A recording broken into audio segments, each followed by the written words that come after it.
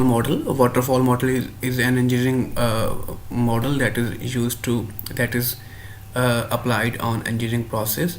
And in this model, the assumption is we will not go back. That's why it's called waterfall model, as water falls only in one direction from height to the depth, and water doesn't move back. That's why it's called a waterfall model. And in this model there are different phases, engineering phases, that we have already discussed. And the assumption is when one phase is completed, then it is locked.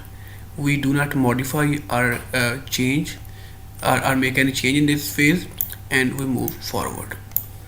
So this is a very ideological model and a very theoretical model. It's not very practical, and it's not used in engineering process. Of course it can be used in a manufacturing process. The reason why it cannot be applied in engineering process is very simple, because in engineering process the things are not so much hard coded, or you can so much rigid. You may have to make changes in the task that you have already done.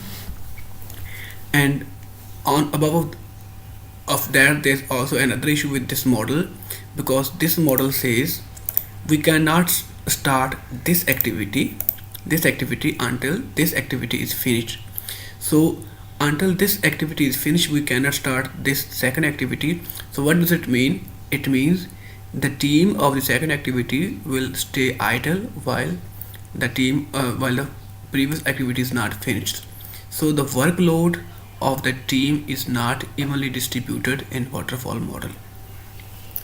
And the the the the main reason of failure waterfall model is that you can understand that here only no phase is connected with each other, but actually when you see in the development process, you will observe that all the teams are connected with each other, whereas waterfall model says they will not be connected.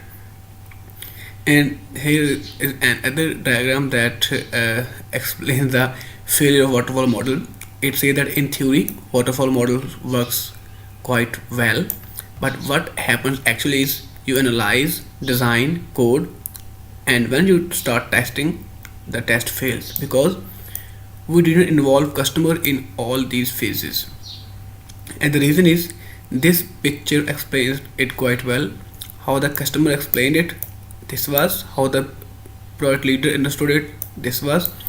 And since we didn't go back to the customer, so we will carry on with this assumption, and this assumption will carry on the other misconception and so on.